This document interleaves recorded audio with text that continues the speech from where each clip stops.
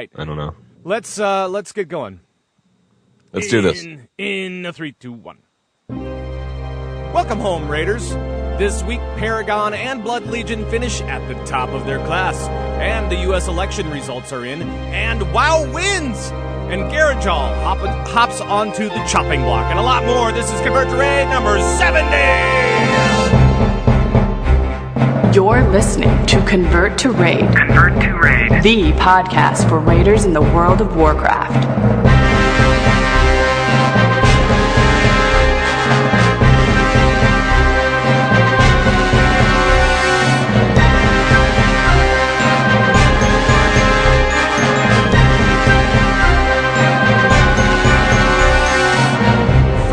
Convert to Raid Command Center in Minneapolis, Minnesota. Today is November 11th, 11/11/2012, and it is now 11:12 a.m. Look at that. It's all the numbers are just coming right around.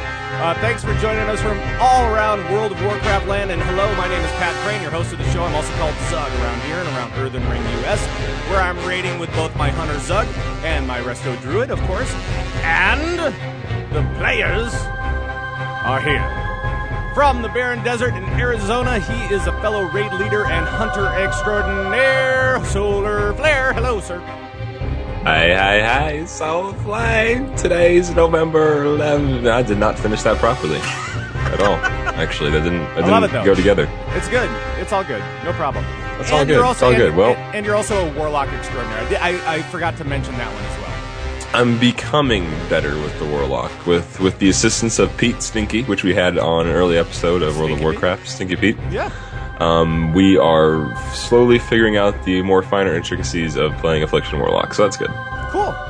Well, this is a new class for you, so it's all good. It's all good. All right, let's go to Hollywood, California, to the Raging Mage, Coltrane. Hello, sir. Fortune cookie say, Oh, boy. hunters take bad photographs because they are always out of focus? Huh? Hey, that's good. Huh? Unless, of course, you have Frenzy. Then you're fine. Huh? Come on! Oh, no, that's not... Well, I don't know. I got some mixed reviews. You get a little bit, I like a little bit here, there. The chat room is not really with you.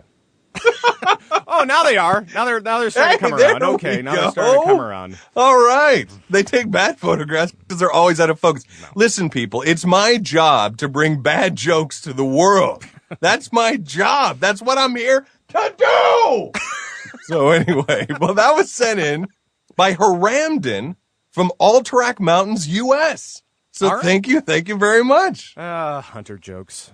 I like that one. And Solar said he liked it, so come on. That's a win. That's a win. It's not as usually. It's not your usual, horrible stuff. Hey, man, last week, quarter panda with cheese. Come on. That was horrible. That was genius. That was brilliant. That was horrible. That was brilliant. This week, it's a little bit better. We're getting there. One of these days, we're going to hit one where I actually laugh. That's what I'm thinking. Well, let's talk a little bit about what's been going on in our lives in WoW this week. Solar Flare, you want to go first? What have I been doing this week? That is a great question. You've been talking to Stinky Pete about the Warlock. Yes, we've done that. Oh, I've leveled up a Holy Paladin. I have a level 90 Holy Paladin that I'm doing heroics with now already. That's cool. Just busted out the last 5 levels, 85 to 90, got into my Holy Gear, starting to heal them dungeons. I like the playstyle of the Holy Paladin. It's a simple man's healing class. It's pretty darn easy. I'm at to a 449 item level, so we're creeping up to LFR, and I'll be ready to raid soon. So cool. Very enjoying it. Now, are you planning on raid? I mean, is this like an off? Oh yeah, I mean, I'm not going to spend all this effort to not do anything with it. So yeah, I am. I plan on doing something. Well, some people bring up alts and then they get to the end game and they go, okay, well, let's get another alt going. Yeah, I know, but I'd rather use it. Sure. Are you going to be using that ability, that like flashbang ability that Holy Paladins seem to have? Let's talk about that's the thing. That's only if you get the trinket, though. I think that's only with the trinket. That nasty? And the trinket is from the Darkmoon Faire, right? Or where is it from? What is the trinket? Yeah, it's the DMF. It's the cards. It's from the deck. Okay, because that needs to be... Blizzard, if you're listening, please turn that down a little bit. Turn off the Nerf. light. Oh, gosh. Right. Just nerf the flashbang. I mean, it's literally like this blinding. For those that maybe know this or don't, there's this ability that these paladins, it's a proc from the trinket, and this like beam of light like shoots into the air and it covers the entire room. And it's this white hot light and it's literally blinding. So in our raids, when that happens, we literally yell frag out because it's just so intense. Right. So Well, anyway, Blizzard, please nerf that. This is nothing against our Paladin Healer Mega Code, but Jeebus, I mean, this thing is bright. I'm always like praying when we're on, any particular fight that it doesn't happen like right before I need to move and do something because I can't see for like 3 seconds after it happens. Right, So- like Light of Dawn. Like we were on Spirit Kings and we're all grouped up, in front of them. Like the very first boss where you all got to soak the damage. Right. And then that Light of Dawn goes off. It blinds us and then there's this annihilate ability and you don't move because you can't see. Oh, it's outrageous. I love that. It's horrible. Oh, gosh. All right. So don't get that trinket, Solar, with your do holy it. pally, please. Don't do it. Coltrane, what have you been up to this week? I got to tell you guys, I have been maxing and relaxing. I've been chilling and killing. And the reason is that I don't have to worry that much about dailies anymore. And I know that sounds crazy, but it's kind of nice. Once I got my Revered with Klaxi and Golden Lotus, now, yes, there are the quest reward that you can get at Exalted. But I'm pretty much chilling, baby. I'm not doing much. It's great. Good. I don't have that need to do these dailies anymore, which is fantastic.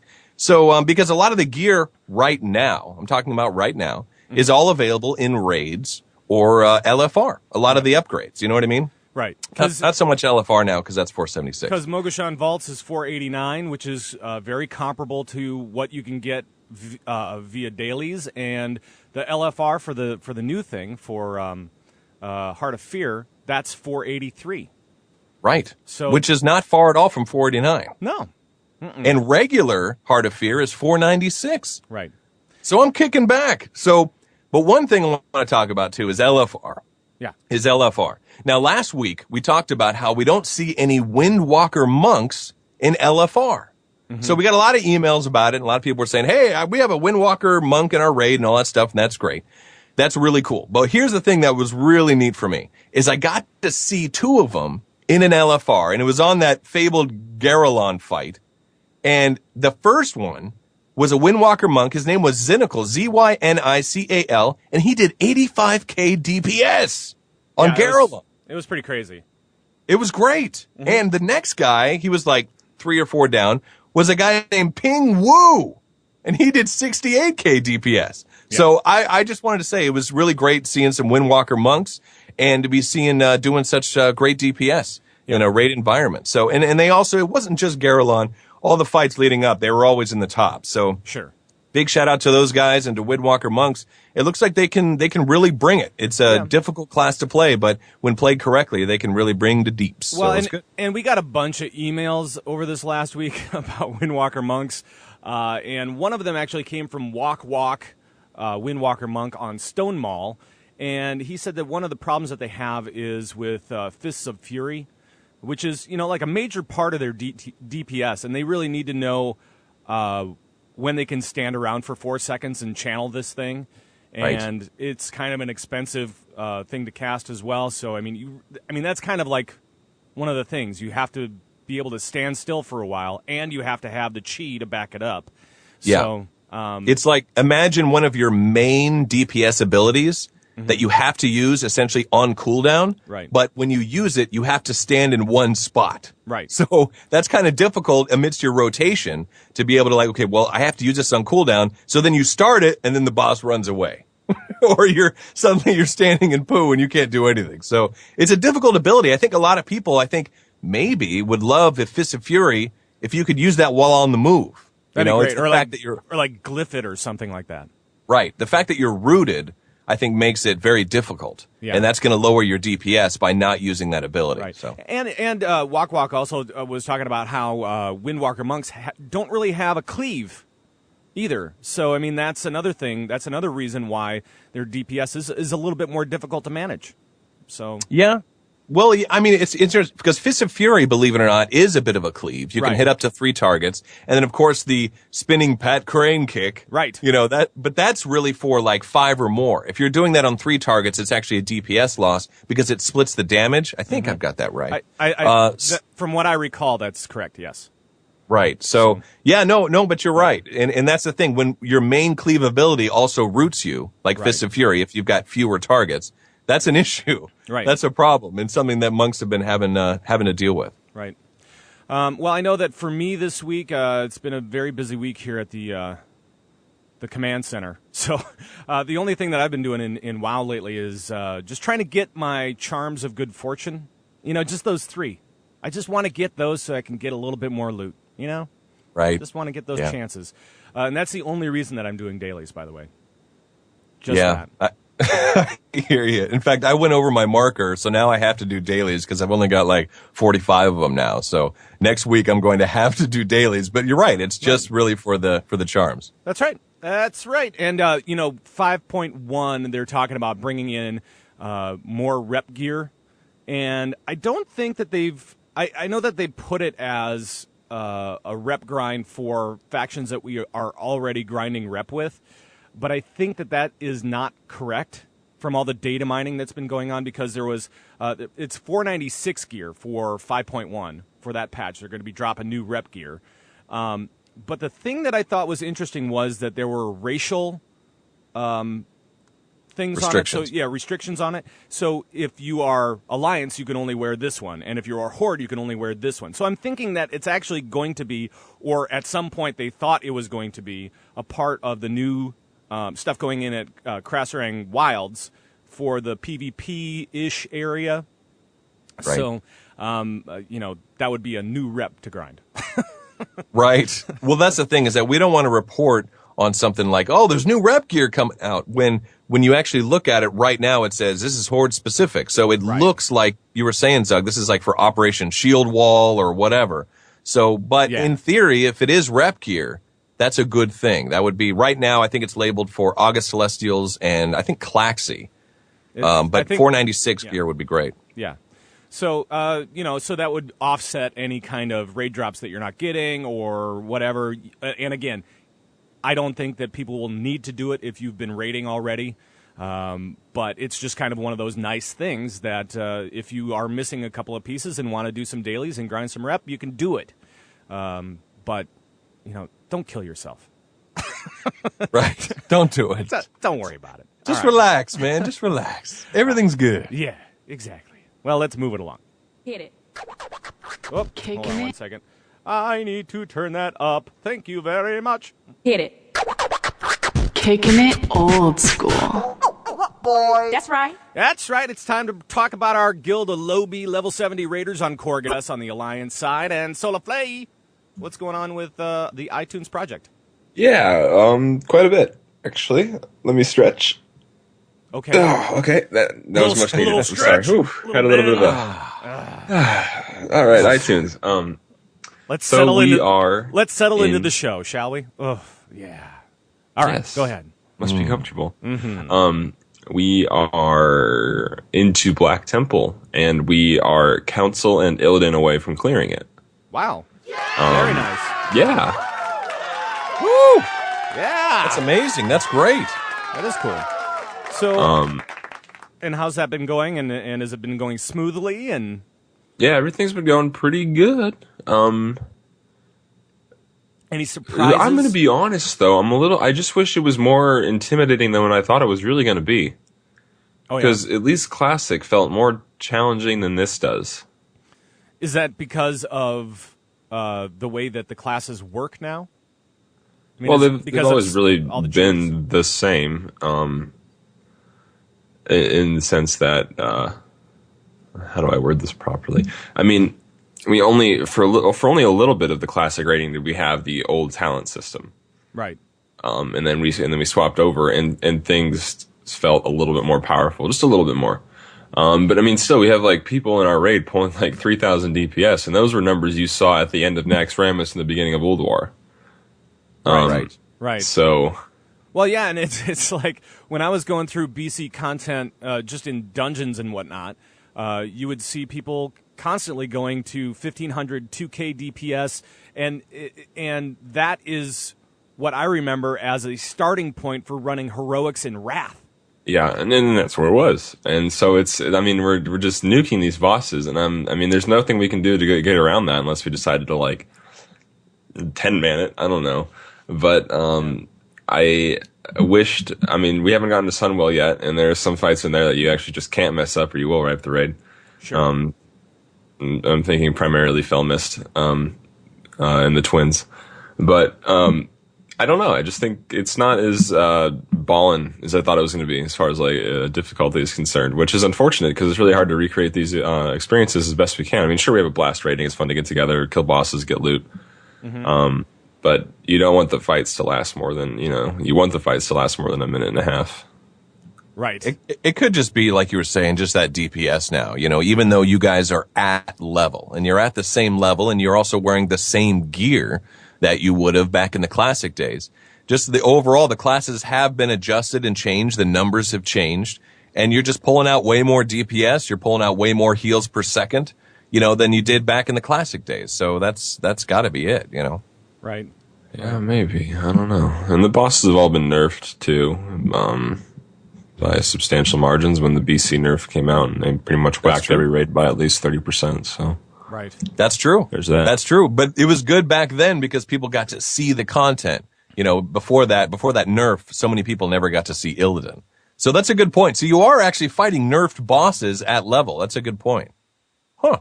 Yeah. Yep. And your class, all the classes are buffed and the bosses are nerfed. So yeah, I'm guessing. Right. You're able to clear it at least, right? Yeah. We've only fought one challenging boss, in my opinion, like this is a raid boss, and that was the Twin Emperors.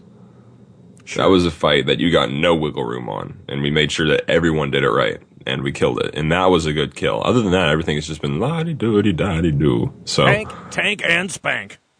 That's what it is. By the way, there is somebody over, if you're in Europe, if you're playing in Europe somewhere, Evelix is putting together kind of a similar type of project on Defias Brotherhood EU. His goal is a little different. It's to get the Herald of the Titans achievement, which is the Algalon kill at eye level 226 gear, or less. And he put some stuff up on the forum, so if you go to the EU raid team section of the Convert to Raid forums, you can find everything there on that. Anything else for... Who's on that server? On Defias Brotherhood EU? Yeah. It's Paragon or Method? I don't know. Or somebody. Someone used to be on there. It's a good rating server for EU. Anyway. Cool. And yes, you can get Herald of the Titans, Zyle. Yes. Yes, you can. Yes. You can still get that as long as your gear is at 226 or less. Now, Solar Flare, as far as for tonight goes, what are the plans for iTunes? Lockout in Black Temple, finish up the council, and then move on to Illidan, and then take a peek into Sunwell. Cool. So, cool. Yeah. Well, good luck to all the guys over in the iTunes project. Very fun stuff. All right. Now let's move on to... Wait, hold on a sec. Now let's move on to the official 10-man raid team of Convert to Raid. That's right. It's the one that we're all talking about here on this show, the Asparagus Initiative. And there was much rejoicing. Worst intro ever. Yes. Oh my gosh. All right, so we did some stuff last week, Solar Flare. What did we do last week, since you lead that? Stuff with some bosses in a new instance, and I believe we got a kill, a new kill.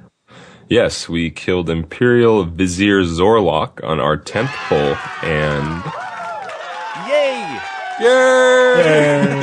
And we're 5 of 6, or 5 of 12, or whatever it is. We've killed 5 bosses. We're 5 of 12. We got to work on Elegon a little bit. We've got 2 or 3 pulls on Elegon as well. Something like that. I think we've gone to 45%, so it's good to see that we're actually being able to transition phases now. Right.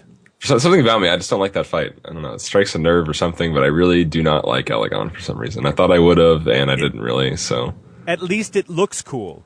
At least it looks cool. You're right. It does look cool. Looks very cool. So, yes, we got the first boss in Heart of Fear down, and that is actually kind of a fun fight. I like it. I love that fight. What do you? Go ahead, Zach. I didn't mean to interrupt. Go ahead. What do you love about it? Well, what I love about it is that it's complete chaos. And I love me some chaos. Yeah. And I love me some controlled chaos. Fights that I'm not really into are the RNG-based fights. Like, the worst fight, I think, in my opinion, one that I really didn't like, was the big dude that would stomp around in Firelands. What was his name again? Lord Rylith. Lord Rylith. And the thing I did not like about Lord Rylith is that it was RNG based on where those volcanoes were going to spawn. Sure. So no matter how many times you've cleared him, sometimes you could actually wipe on this guy if you got bad volcano spawns. So that drove me crazy. So what I like about this fight is essentially you've got these phases, right? These different platforms. And once you get this down, you go to the first platform, you got that little thing, you go to the next platform, little thing. And then when you get to the final thing, all those abilities come at you at once.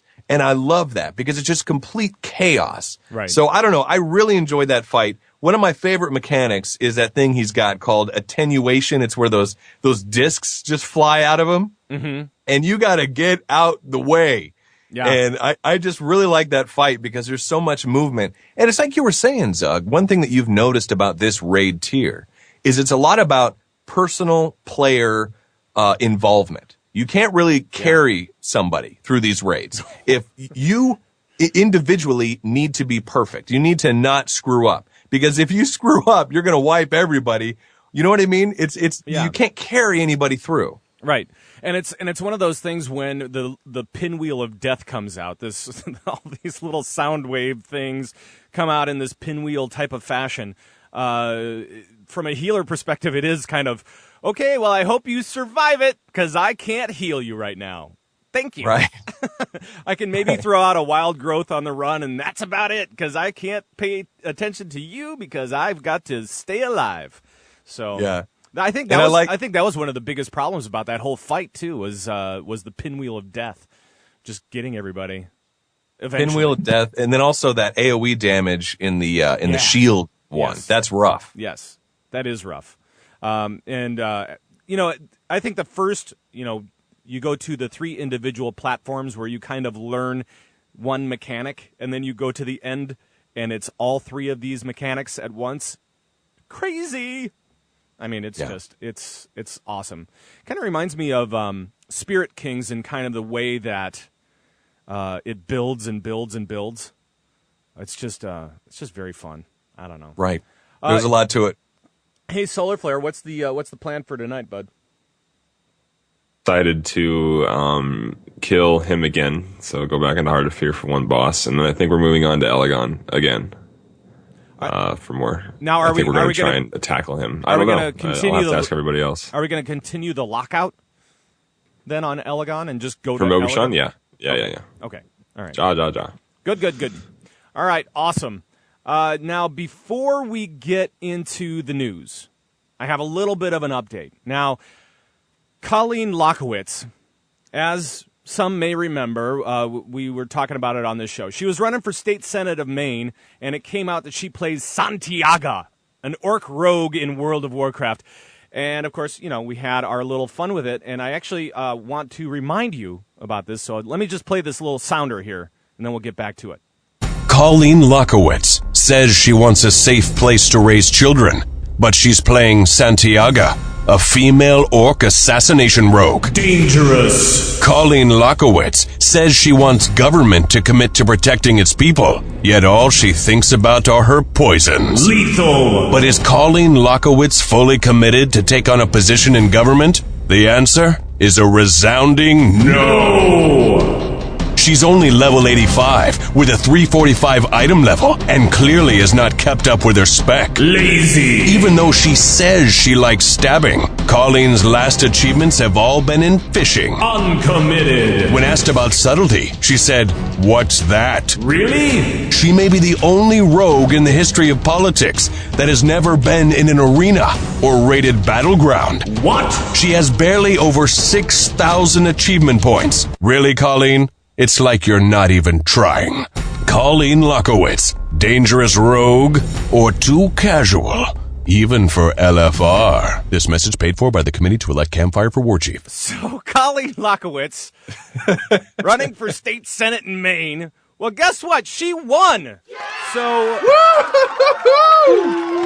congrats to her for winning and kind of getting through the BS that was this whole big thing of her playing WoW. And actually, it was kind of funny because after that came out initially, we got an email from her husband and campaign manager, Ed. And so when she won, I emailed him and I said, hey, congrats, and I'm glad that you could kind of make it through this whole thing. And he replied and said, young people became energized about Colleen for sure, more so than they already were. And thank you to the gaming community and to shows like ours that kept them laughing through this stuff. So thank you very much for getting back to us, and congratulations to Senator Lockowitz.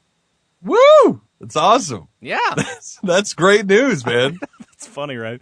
I was just when that came up, I was like, really?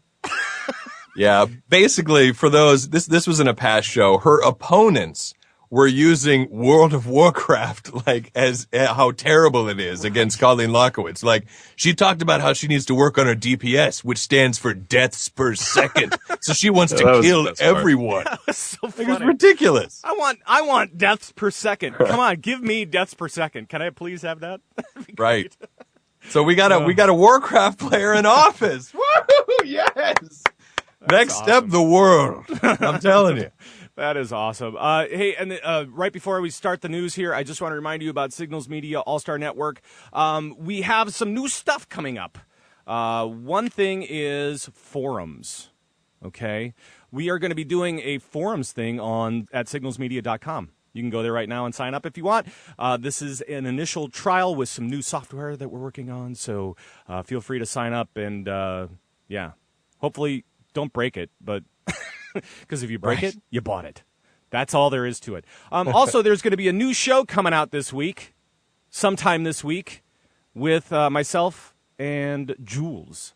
We know her affectionately here on the show as Jules the Tauren, which she loves. Right. But there's going to be a new show, and it's not going to be about World of Warcraft, guys. It's actually going to be about entertainment, and more specifically about TV entertainment. And it's going to be called That TV Show. Great. So, be looking forward to that. It will be fun. It'll be good. What? What's television? TV is the thing that you have on the background while you're playing World of Warcraft. Oh, no, right. I'm actually unaware that... Doesn't that go away in the early 2000s? I watch Hulu. so there. I watch my DVR and I watch Hulu. So there. That Netflix show. And Netflix, of course. Yeah, the Netflix show is a really great show. They got a lot of on-demand stuff. You really can pretty much pick and choose. Right. But that's exciting, man. Jules is great. Having you and Jules together, it's going to be a great show. Looking forward to it. Yeah, it should be a good time. So that will be coming out sometime this week. You can follow me on Twitter for more information about that, and Jules as well. I have a question. Yeah. How long is it going to be? Do you know the time frame behind it? What are the episodes going to look like? As far as how long the actual show is going to be? Yeah. We're going to try to keep it under an hour. Well, that's a good segment. Yeah. Are you guys going to talk about shows or movies or what? We're going to talk about TV shows, kind of the current TV fall lineup right now, along with some celebrity news and gossip, and perhaps we'll even have a little quiz show for people to get involved with the show. So there's going to be a bunch of different stuff going along with it, and of course, we'll cover things like Honey Boo Boo. Oh boy. I know. I know. Right. But I have my own spin on reality shows, so don't worry about that. Well, Zug, you're not going to cover My Little Pony and call yourself a brony. I am not a brony. I'm sorry. Okay, thank God. I'm not all right, I am not. Don't become a brony. No. Don't you dare become a brony. Oh man. All right. Well, let's move it along. Calling all raiders from around World of Warcraft land. This is Raiding News. All right, it's time to check out what's happening in raiding news around World of Warcraft. And first up is the world first achievements for Heart of Fear on Heroic. We have Dream Paragon at 10-man world first, Blood Legion 25-man world first. So congrats to you guys. Woo!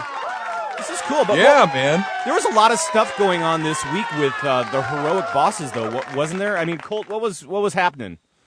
Well, there was a bit of an issue at the beginning of Heart of Fear on Heroic. Mm-hmm. One of the big things was, of course, nobody was killing the first boss. Everyone was like, oh my gosh, no one is killing this first boss. Right. Well, part of the reason is that certain raid teams, including Blood Legion, couldn't even fight the first boss. Yeah. There was an actual bug. There was a raid ID bug. Basically what happened was the final trash pull before Zorlok was bugged and players couldn't interact with it at all. So they all went out to reset the instance so they could pull the pack. And this is actually what caused the initial raid ID bug. So a lot of players were saved to a random ID. Oof. So they couldn't even fight the guy. So, I mean, I guarantee that caused a lot of anger and vent. Right. That actually happened to us on one pull, not us specifically, but we went in to go do Zorlok on my other team, and the last trash pack before you fought him, you couldn't click on them. Right. There was no sword icon. So, very weird, very weird. Right. So imagine that you're a hardcore progression guild in a race to world first, and that happens to you. Right. That's rough. Yeah. That is really intense. But Blood Legion did get in there, and a huge congrats too, I gotta say. Dream Paragon killed it on 10-man, and Blood Legion on 25. Big shout out to Blood Legion. They're U.S. guild. They've been rocking and rolling, always been at the front lines in the raid scene. And this, I believe, was one of their first world firsts for Blood Legion. So big shout out and big congrats to that team. Yeah, we've seen those guys in the top 5, I mean, pretty consistently throughout any race to world first. I'm glad that they finally got a world first kill for 25-man. But, you know, they on WoW Progress, they actually come behind Dream Paragon, even though they defeated that encounter first. So, Solar Flare, what was going on with that end of the thing? Real quick, I'd like to back up just 1 second. Sure. Blood Legion has gotten world first kills before, just hasn't been on N-tier bosses as we know now, like Empress Shexir. I mean, they were the first Elegon, they were the first others. Right. Those are just ones that come to mind. Anyway, so Paragon is showing ahead of Blood Legion on the WoW Progress. Blood Legion was the first in real time to get it. But in relation to servers coming up, Dream Paragon spent less time on it. So hopefully that makes sense. So let's pretend that US servers were out for 18 hours and they finally got the kill. Well, EU servers came out a day later, but they were up for 16 hours, and Paragon got the kill. Well, Paragon took less relative time to kill the boss than Blood Legion did, so that's how they got bumped up to first, even though it wasn't in real time. Right. So it's availability of the bosses for those teams, and that's the reason why they come in second. But you know, they're first in our heart. That's right. But also, too, that very first boss, nobody was getting him down. Even after the raid ID thing got worked out, no heroic guilds were killing this first boss.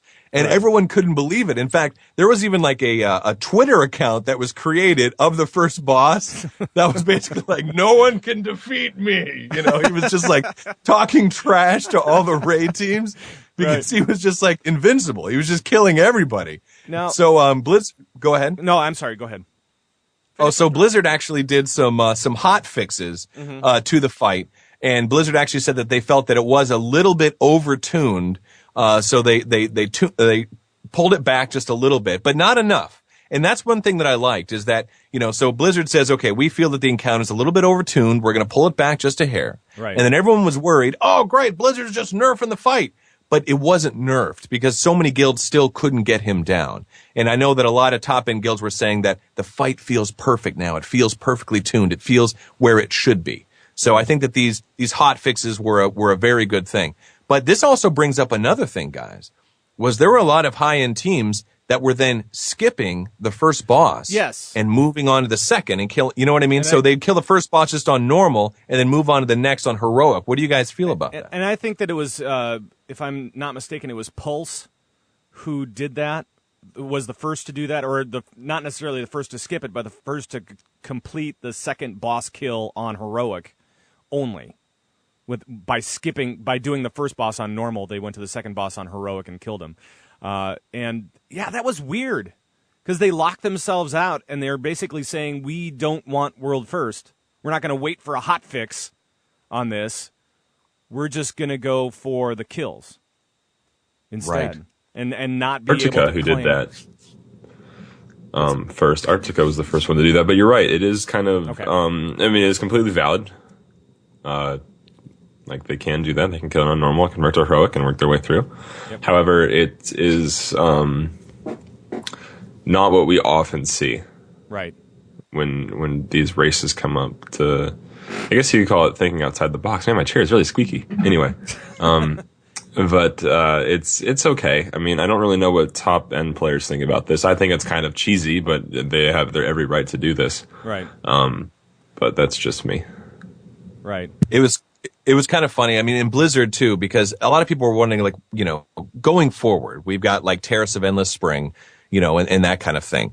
And, you know, Blizzard actually responded to this. You know, why is it so bad to leave heroic boss and kill for a week? Do you want your content to be wiped out in a week? Oh, wait, hold on. Please edit this out because I'm trying to find out where it was. No problem. Oh, gosh. I don't remember where it was. So forget what I was saying. One thing that was kind of funny too about the heroic, this is just a minor thing, but just as watching it earlier, we were talking about the spinning discs of death. Yeah. Well, on heroic, on that first boss, not only do you have the spinning discs of death, but you also have these green balls of blow you up that also are like kind of in between the discs as well. Right. So it looks like a really crazy, intense fight on heroic. That's for sure. Yeah. It. I am not looking forward to that in kind of a weird way. I am, but I'm not. At the same time, I don't know. There were a bunch of nerfs like what we were talking about. We had changes on Garelon and on Zorlok. Zorlok is the first boss. Garelon is the third boss. And they changed them in Raid Finder mode as well. Solar Flare, why did they change these in Raid Finder? Do you know? Finder. Zorlok wasn't changed. It was Garelon was the only one that received LFR changes. And that was because people are just too daft to figure it out. But being a little more up-tempo, or upbeat, I guess, if you will. Yeah, right. I mean, it's not a difficult fight. It really isn't. If you took 10 seconds to open up your freaking dungeon journal or look at a video, you would figure it out. The whole dang group would figure it out. There's 3 things you need to watch out for. You kill his legs. You make sure you don't stand in the outlined purple circle that causes him to crush, and you swap pheromones. That's it. That is it. Right. Anyway, so maybe, I'm sure a lot of people are in the same position. Wow, that was a very angry explanation of the Garelon fight. No, we're not. This is the explanation. That was me getting angry at people who can't open up Shift J. Anyway, so, man, this chair. Anyway, okay, so so you queue into LFR, and you probably get a 2 out of 6 lockout, and you're like, oh man, I got to do this again. Well, let's just say you go in there and you actually get a full group. Right. And everyone's looking at this boss, and you're like, what the heck do I do? And you're like, man, I don't know either. And I'm like, well, I'm going to save you. There's 3 things you need to watch out for in Garelon. Obviously, you kill the legs. That's everyone's job. 1, you never, ever, ever, ever, ever, ever, ever have anyone stand in the purple circle. Right. Just don't even go there. Don't even go there. If you're DPS, you want to stand in the green circles. They give you a damage buff. You can kill those legs faster. He's going to give somebody pheromones. At 10 stacks of pheromones, you have to trade it to another player. But here's the thing. When you have those pheromones, you're going to want to run them along the outside walls of the room. You're kind of kiting him in this sense. Making that kite. I've seen ranged DPS do it, and I've seen tanks do it. Mm-hmm. So you can choose whatever one you want to do. Then he's also got a cleave going on. So tanks, if you're in there tanking, he's got this nasty cleave he'll do. Make sure you're facing him away from the raid. That's important. Or at least make sure the raid's behind him. Right. Because if you get like cleave facing the raid plus like a stomp, you're toasted. So yep. That is the 101 on the Garelon. And basically it's melee hit the legs, right? For sure. Ranged hit the body. Yeah. Well, I don't really know. Do the pheromones. I've always done the legs. Oh, really? Because here's the thing: the legs do 3% of his health per leg you kill. Okay. But could a ranged DPS do more than 3%? in the time it would take to do a leg? Who knows? It probably depends on your DPS. Sure. And I don't have the math to back that up. So, by the way, in order to pass the pheromones, so you're going to get this pheromone thing on you, and you're going to start spawning these kind of yellow circles of poo at your feet. Mm-hmm. So you need to be kind of getting out of those. That means you've got pheromones. In order to give pheromones to somebody else, and you're going to do this at 10 stacks, it's a proximity thing. You need to stand next to somebody, right? And then you'll pass the pheromones on to that other person. Is that correct? I believe so, yeah. So go ahead. I was just going to say, yes, that is correct. Right. So basically, in one quick thing too, and this is something that I saw a misinterpretation. The purple circle, it's underneath him. Mm-hmm. When you even brush it, if you run in it for even just a second, it triggers this ability that he does called Crush, and that's by it. And that's going to be major AoE damage. So essentially, if you're in that fight and then you see DBM or Bigwigs go Crush, that means somebody stepped in the purple circle of death. Right. So as a melee player or anything like that, don't even I'll just run through it real quick, but I won't stand in it. Don't even touch it. If you even touch it, he'll sense it and then he'll trigger the Crush ability. Right. So no matter what, just avoid that thing at all costs. And the way we did it, Zug, was we had melee on the legs, and these things don't have a ton of health. You kill one leg, then you move on to the next. And we had range DPS on the body or on the boss, but it could go either way. You know what I mean? You could probably, because it's still damage to the boss. But I would, the way we did it was we had range on the body, melee on the legs. We had the pheromones actually via the tanks were doing it. But if you happen to get pheromones on you, don't stand in the yellow stuff. It's totally fine. You want to kind of spawn these yellow things around the edge of the room. So that means you've got it on you. Run to the edge and slowly just kind of work your way around so you're not getting this yellow stuff on you. And when you get to 10 stacks, run right next to somebody. And then it's going to pass pheromones onto them. Now, once you've passed on your pheromones, you get a debuff, which means you can't take pheromones again for I think it's 45 seconds for a good amount of time. So that way, two people can't just, kind of keep doing it. You know what I mean? So that's what happens if it happens in ranged and that kind of thing. So anyway, that's basically the fight. And like Solar was saying too, once you get down the mechanics, you can kill this guy. He's really not that bad. The big thing I see killing LFRs is the Crush, people standing in the purple circle, and then not passing on these pheromones. But once you get those bad boys down, you'll have success and it'll go great. Right. And I know that, some people, we've had a couple of people write into the show and talk about how even when tanks explain it or when somebody explains it, somebody else stands in the purple goo or stands in the purple circle and it kills everybody. So just watch out, display textures.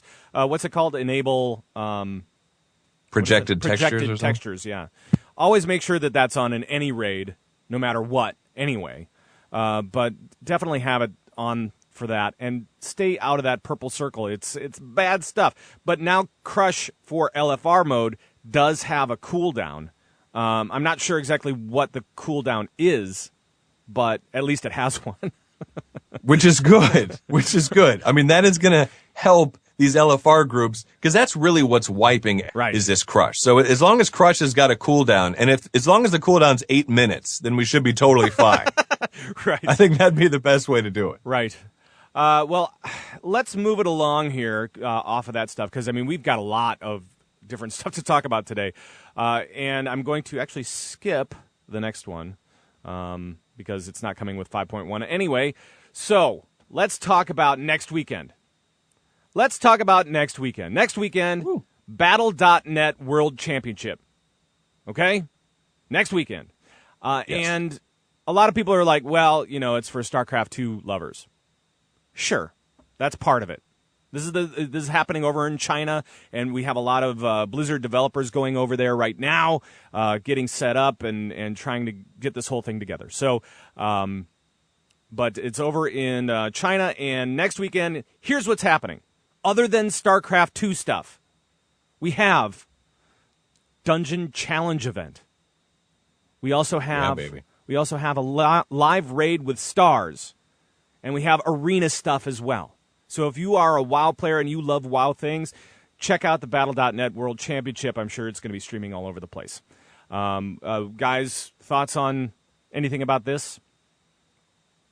I personally, I am really excited about this. This is like everything that a World of Warcraft player essentially wants. So it's not just for StarCraft 2. You've got the dungeon challenges. And this was great. These are challenge modes where they're going to have a top tier raid team who's actually going to be Stars and Supreme Quicksand. And they're going to go head to head in a dungeon challenge mode. This is similar to what they did at the Blizzard launch for Mists of Pandaria. Right. Now I got to tell you guys real quick, Stars.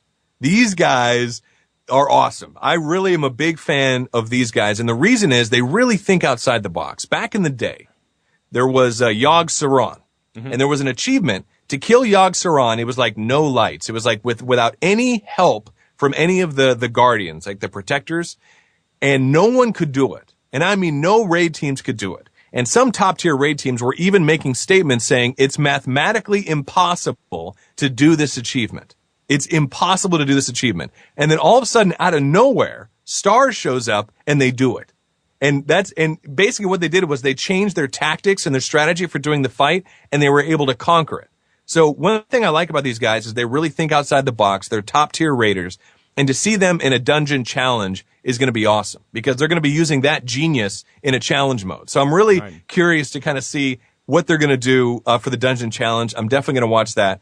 And then come on, a live raid. I mean, that's the best and it's with Stars.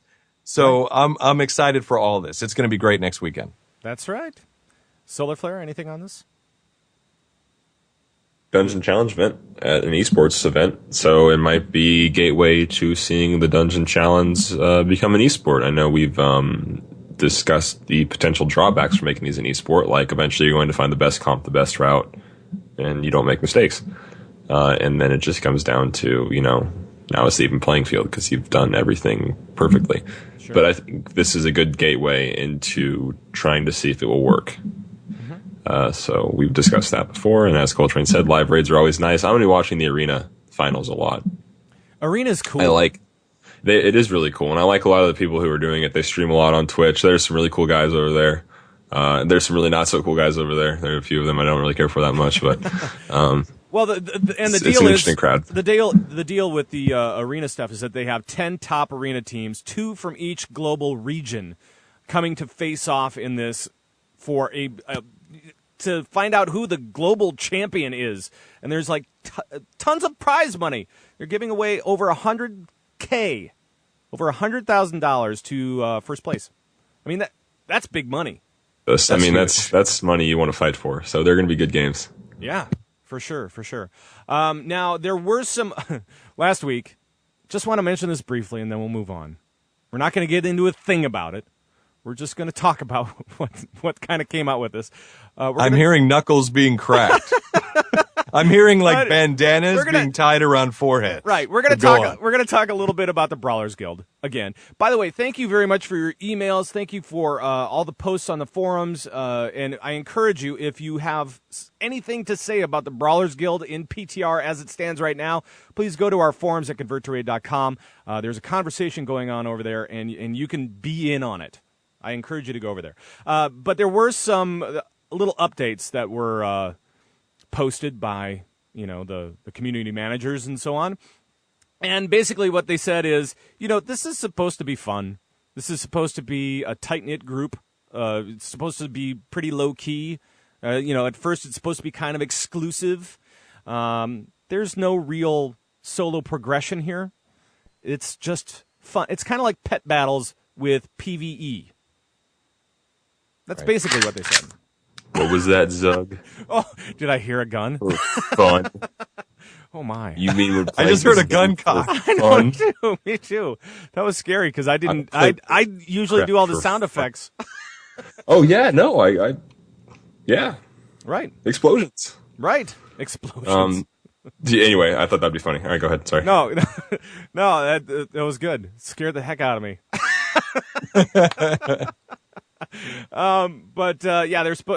This is supposed to be about bragging rights, not about anything else. And they said they came out with a little bit more information about the invites.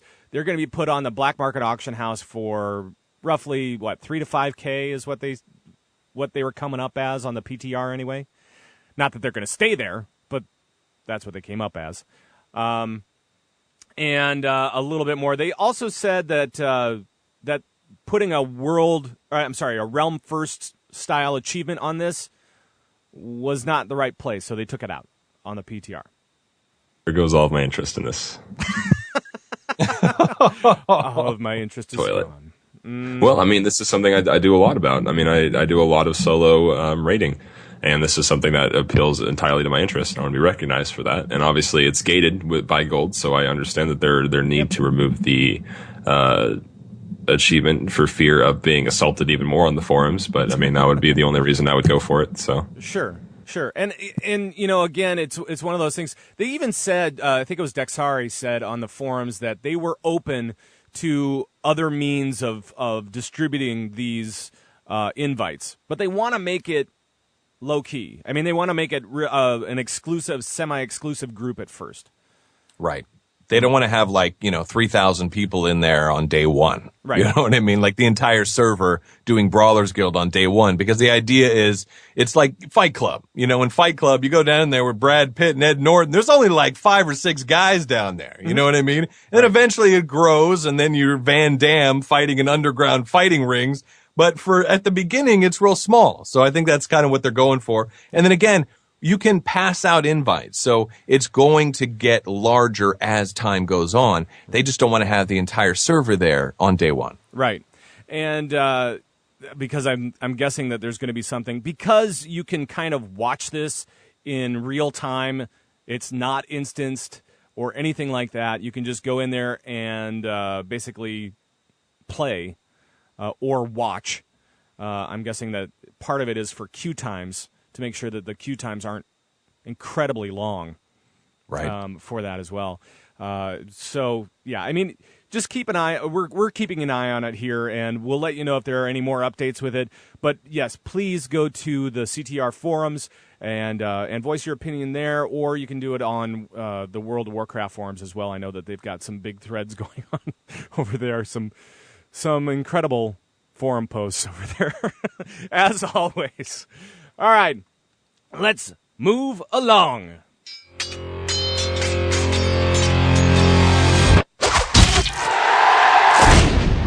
The War Room. It's time for the War Room, where we take a look at the raids in Mists of Pandaria and give you the 411 on things you'll need to know for some of the upcoming fights. We may even have some insights that Solar Flare missed when he did the video.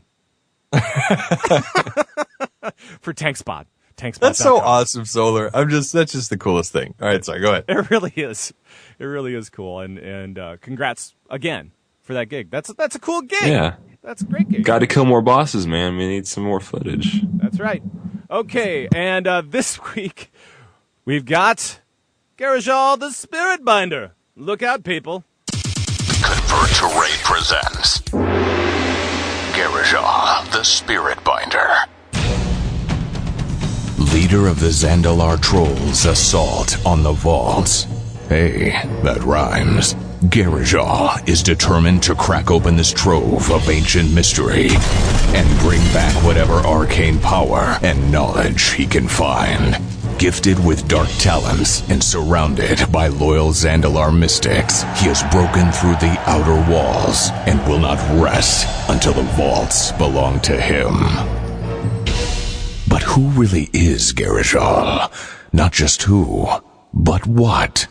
Hey, it's Johnny Flapjack, and welcome to Guess That Gender, where we examine someone in Azeroth to determine if they are indeed a male or a female. And of course, we're still not 100% on the existence of the male blood elf. But let's welcome our contestant, fresh from the soundproof booth backstage, Garajal. Welcome to the show. Hello there. What kind of a show is this? And I hear that your voice is a little gruff.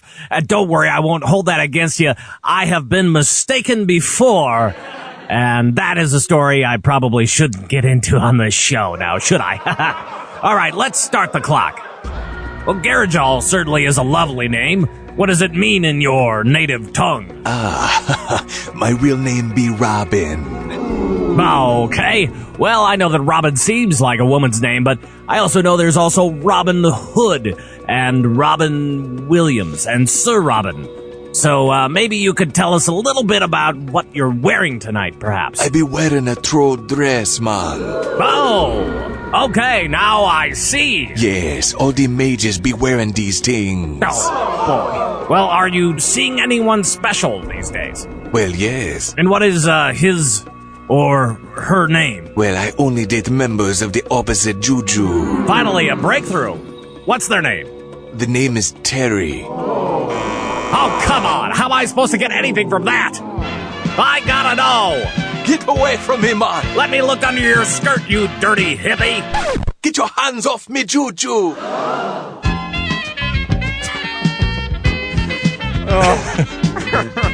Wow.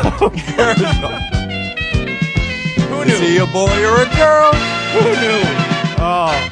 Oh boy, Garajal. I don't even know how we got onto that. No, it's just weird. I don't know, but it's really weird. So our apologies. Right. Solar Flare, how did we get onto that thing with the raid team? Do you know? Because that was kind of a raid team joke that we were bringing to the bath. Damn, that was crazy. That got weird fast. Yeah. As usual with the show, it got a little weird. Right. Oh, man. All right. Should we just instead talk about the fight? Let's do it. Yeah, All right. I guess the reason for that segment is because our team, for some reason, somehow, it caught on pretty quickly that we all thought Garajal was a girl. Except for me, for some reason. I still don't think it is. So there. All right, let's talk about the fight. Solar Flare, if you could give us a little bit of an overview of what to expect here on Garajal, that would be great. Sure. Go to youtube.com, type in Tank Spot Garajal the Spirit Binder, hit enter, and you're good. Right.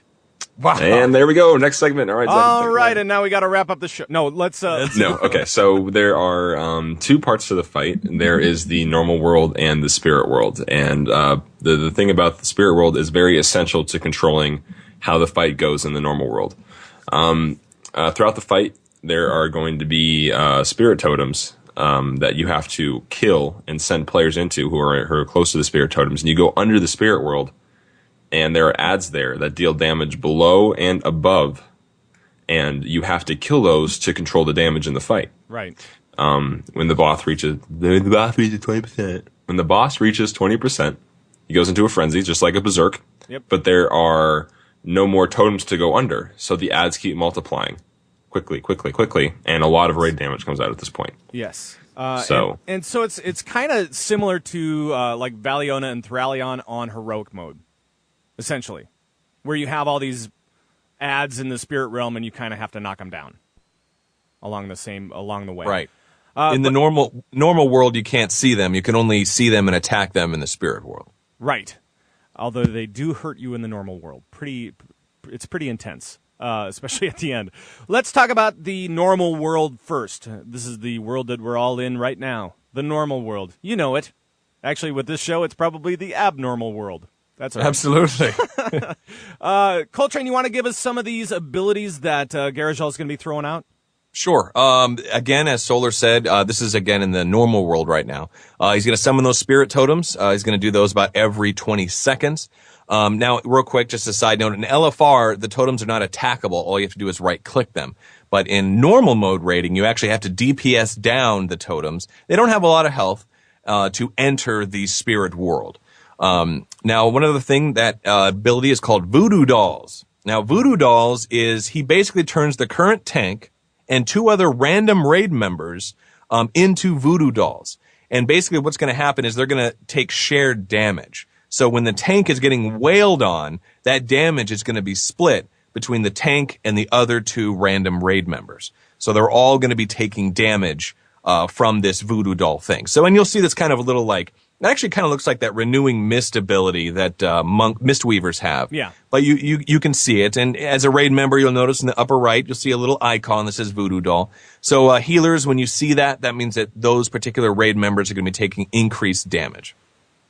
Mm-hmm. Another ability is called Banishment. Banishment is cast by Garajal on the Voodoo Doll tank.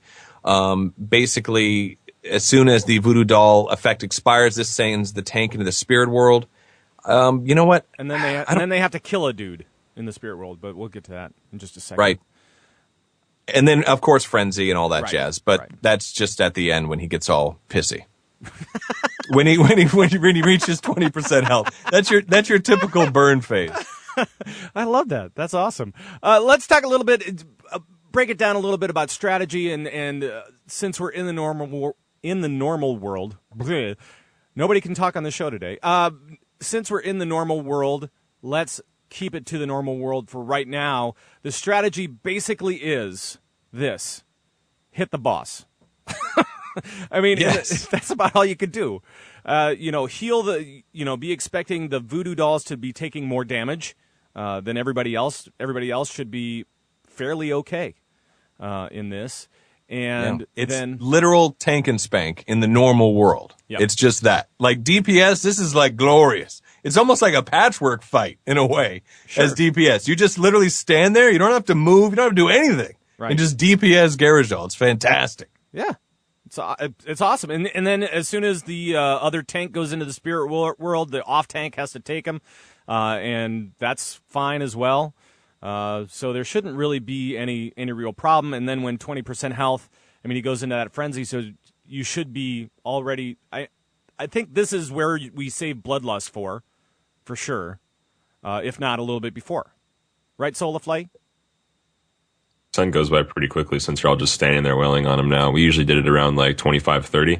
Right. Because it's an execute phase below 20%, and you're really going to be hammering him down at that point, especially if you have classes that benefit from that. I mean, we have a warlock, a hunter, 2 warriors. So, I mean, we're really just nailing that sub 20%. So, around 25%, we thought, yeah. Okay. Well, let's talk a little bit about the spirit world, Solaflay, and want to know how we get in there and what the different. Let's see here. Hold on one second. We already talked about entering the spirit world, right? On LFR, you click the totem to get in, and after 30 seconds, it'll just pull you out. During normal modes, you have to destroy the little totem, and then after 30 seconds, you actually have a special action button as soon as you are healed up to 100% health. And you have to use that, otherwise you go to 0 health. Yes, you die. That's right. Now, is this difficult to track, Coltrane? Is this? It's really not that bad. You're gonna enter the spirit world. You're gonna suddenly see these like ads around. You DPS those bad boys down, and then all of a sudden, once you, as you said, Zug, once you get healed to full, you're gonna see this little special action button that's gonna pop. Mm-hmm. But here's the thing, and I know we're gonna get into deep strategy here, but guys, trust me. Don't cut it too close. Yeah. Don't do it. Because in the upper right, you're going to see a little countdown. It's a little kind of a banishment. It's like this purple little circle. Yep. And it's going to count down. Don't think you can hit the button at 1 and make it. Don't even risk it. Because by the time you move your mouse, if you don't have it keybound and hit the button, you're going to be dead. So I'd recommend at like 3 seconds, just hit the button. It's better to get out and be alive than to stay in and be dead. Right. Well, and we'll get into a bit of a healing strategy as soon as we kind of clear what's going on in the spirit world, too, because there is a healing strategy for this that is very chaotic and sometimes painful. Just letting you know. Let's talk about, and then after you get out of the spirit world, there is something to note here. After you get out of the spirit world, everybody gets a little buff. And it's not even a little buff. It's actually a pretty good buff. DPS players will be able to increase their DPS. Healers will regen mana really, really fast. You'll be pretty much at full if you can go in every other time. You're fine. And it lasts for 30 seconds. So you want to make sure that you rotate people in there. Right. One quick thing, the special action button, it's actually called Return Soul. It's this yellow and purple icon, little button that's going to pop up. Just wanted to say the name of it. Right. And so you want to be sending 3 people into the spirit realm at a time. When they go over there, they will lose 30% health immediately, by the way. So you need to have a healer with that group. So it has to be a healer and 2 deeps. And then the healer heals everybody up to full, and then the DPS beat up the shadow guys, right? Yeah, you want to kill those ads as quickly as you can. Just burst them down, as many as you can. And also, too, before you leave, if you're a dot class, go ahead and dot them on up, because those dots will still tick away as you return soul back to the normal world. Right. Now, Soliflay, you got any other strategy points that you'd like to hit for the spirit realm? Yeah, quite a few. Okay. So while you're down there, talking to you now, healers. If you're 2 healing this fight, because the DPS is really tight, it's a 6-minute hardened rage. After 6 minutes, he will blow the entire raid up. So if you are a healer and you guys are 2 healing it, what you want to do down there is you want to spam heal these people. Because the faster you can heal them, the more their buff is going to raise up. And the buff gives them extra damage, a little bit of crit, a little bit of haste, a little bit of mastery, and a little special thing depending on what class you are. Like, I get a soul shard when I leave. Or whatever it used to be. Anyhow. So you want to go in there and you want to just blow your mana. I mean, just spend heals everywhere. You want to stack that buff as high as you can. Because when you leave, you're going to get a mana or a spirit buff, and it's quite heavy. Zug, you can attest to this. Yeah, right? I mean, as soon as you pop out, guess what? You're full on mana. You have no problems whatsoever. Yep. So just flash, or whatever, you do. And then you're good to go. So if you're 2 healing it, what you want to do is you want to top off your players and then leave, because you're needed outside. Right. Because the damage is pretty still heavy outside. Yes. If you're 3 healing, if you're 3 healing, stay down there for a while. Get your players buffed up as much as you can. Right. It caps off at 22%. So you get a 22% damage increase. Make sure they get pretty close to that. Yep. And then you can leave. And then they stay down there for the duration. DPS, you're always down there for the full 28 seconds. Yeah, remember, you don't want to cut it too close. Right. And then when you leave, this is the key to success, and I'm not making this up. This is how you're going to beat this fight if you feel like your DPS isn't pulling enough. As you leave, line your cooldowns up. You've got like a full 30 seconds where you're doing 22% increased damage. Pop your rapid fire. Use your Dark Soul. Use mage buff of damage. I don't really know what that is. Yes, that's actually what it's called. So it's mage buff of damage. Yes. Yes. Either way, you want to use your DPS cooldowns now, because right. you have that huge damage increase. It doesn't really make sense to use it off the start of the fight unless you can get the cooldown back when you know you're coming back out of the spirit realm. I think it's more beneficial to line up cooldowns as you as you leave, and you come back out into the raid with that 30-second damage increase. Yep. It's pretty hefty, and you will notice it. Most definitely. I was doing on my this is destruction, by the way. I was doing 70k DPS on this fight in destruction because I was lining up cooldowns properly. Wow, that's crazy, yes. Man. It was pretty nuts. Yeah. And I think that for most teams that are going through Garajal, I think you are going to be 2 healing it. I mean, with a 6-minute enrage, it is a tough fight, especially if you haven't done this before. It's going to be a tough fight. So you pretty much have to be 2 healing it. And if you are 2 healing it, here is the suggestion for your healers. Leave the spirit realm with 10 seconds left. And the reason that I say that is because, yes, up top needs help, but most likely, I think the way that it happened with our group was that as soon as I came out, either the other healer was voodoo dolled or whatever, and then I had to jump right back into the spirit world, or that extra spirit is going to help because the other healer needs to get into the spirit world. So either way, you want to get up with at least 10 seconds left on your timer. So heal everybody up as best you can and as fast as you can and as many as you can. So use your most inefficient heals because it doesn't matter, and then get up top. So right. So we're not talking like HOTS here. We're talking like your big bomb, inefficient major heals. Right. No hot healing here. This is like the big stuff. Yes. And a hot will only stack their buff up one time. It's not like tick, tick, tick, and you're like, oh yeah. No, it's just once.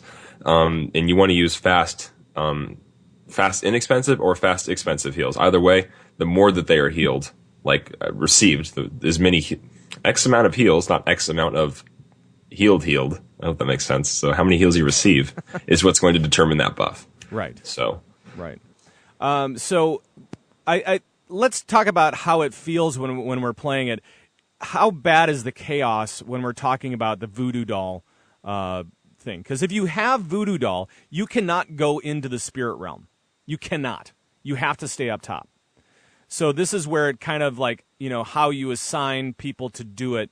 And I think that we have one person, our tank, kind of talk to us and say, okay, we're going to have so-and-so, and the other guy go in. I mean, right. Is it just that simple, or is there some kind of... Yeah, pretty much. I mean, you're going to see 3 people voodoo dolled. It's probably going to be a healer and 2 DPS. Let's just pretend that it is. And then the tank or whoever's calling, it's like, okay, healer number 1 going down and the other 2 DPS going down. I mean, it's pretty easy to assign. Okay, This person doesn't have voodoo doll. We need them. These 2 DPS don't have voodoo doll. We need them. They go in, they do their thing, they come back out, and everything's good. It's best to cycle your healers, though, because like Zug was saying, they like to get that mana back. So if you spend way too much time up top, chances are you're probably going to be hurting for mana, maybe towards the middle to endish bit of the fight. So send them in if they can. I mean, voodoo dolls is all depending on RNG, but it's good to cycle healers because they like to get full mana. Yeah, and if you're a healer, you have to go every third time at least, otherwise you're going to be bone dry on mana. And now, as far as are there any particular classes that are favorited to go down into the spirit realm? Solar, maybe? But range DPS. I know it sounds crazy. Yeah. But it's easier if you range, because, I mean, I'll just go ... AoE, and I get a ton of Burning Embers back. I mean, multi-dotting targets are very successful here. Targets with heavy AoE are successful here, because sometimes you can find, as the fight goes on, like 4 or 5 shadowy minions down there that are all clumped up, and you can just zip right through them. Right. And really clear out a good pack. So, sure. Melee does okay. Well, especially we don't have like a problem warriors. When our melee goes in there. Warriors do all right because they're so mobile, and I'm guessing that Windwalker monks would be good too because they are very, very mobile.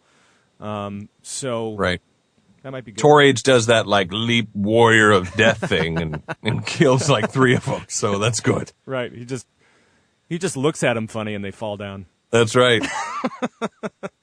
He goes, "I'm coming after you, buddy." Okay, let me just die right here. Exactly. Right. One thing though, we highly recommend going 2 healers on this. Yes. I think that we were trying it with 3 and we just weren't getting them down. No. We were still hitting the enrage every time. And then we had our Holy Pally mega code, the guy that's frag out, that does the flashbang that we were talking about earlier. He went ret, and we, I think we said it, we need you to do at least 30k DPS, and he did that, and we were able to push it over. Right. So I highly recommend that you have one of your healers get an off spec of DPS going, because the DPS challenges are very tight, and we one-shot them pretty much every time now. Now it's not an issue. Right. So we highly recommend you doing 2 healers for this fight. And again, like Zug was saying, when one of your healers goes down there, you heal everybody up, then get back out, because you've got that one guy who's essentially trying to heal everyone. So you need to go and help him out. One other little thing, and this is a big deal, and I see a lot of raid teams wipe because of this. When it comes time to kill your totem, right? So let's say you got your tank calls out and he says, "All right, so and so, you're going to the spirit world." So all 3 of you gather around that totem and you DPS it down, and then you go into the spirit world. Here's what you have to do, no matter what. Do not DPS that totem. Right. Do it until the healer is there. Right. Because so many times I see so many raid teams that they get assigned their totem and DPS runs over there and they just start DPSing it like crazy, and the healer's not there yet.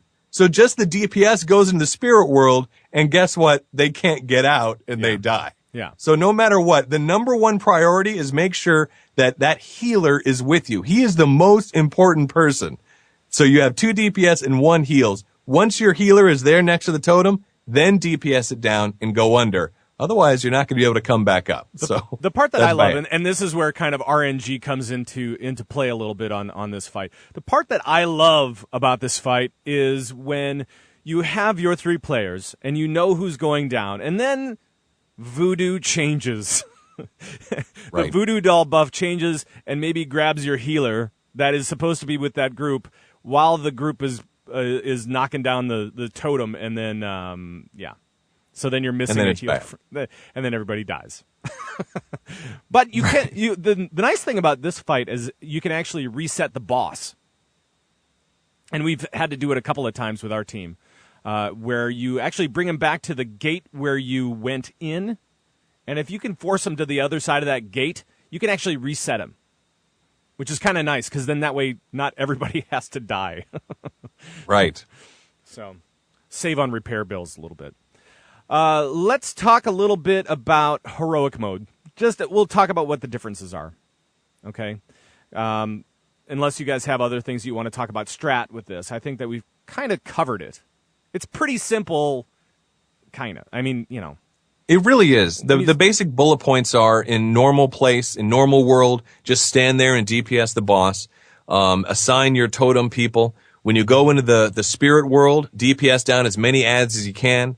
Dot them on up, do what you need to do, and then hit that button at like 2 seconds or maybe even 3, so you get back out. And once you're back in the normal world, just burn the boss. So it's pretty simple mechanic. The big issue you're going to have is, you know, trying to kill as many adds as you can, as quickly as you can, so there's less raid-wide damage going out. Especially in that last 20% when everything kind of hits the fan, right, and it's game time. It's that whole balance thing between how hard you're getting hit and how much damage you can do. So it's trying to find that balance and trying to pull it off. And I think that most people can do that, especially if you two-heal the fight. You know, this is a little bit of a gear check, a little bit of a DPS check. So be ready to wipe on this if this is your first time attempting it, for sure.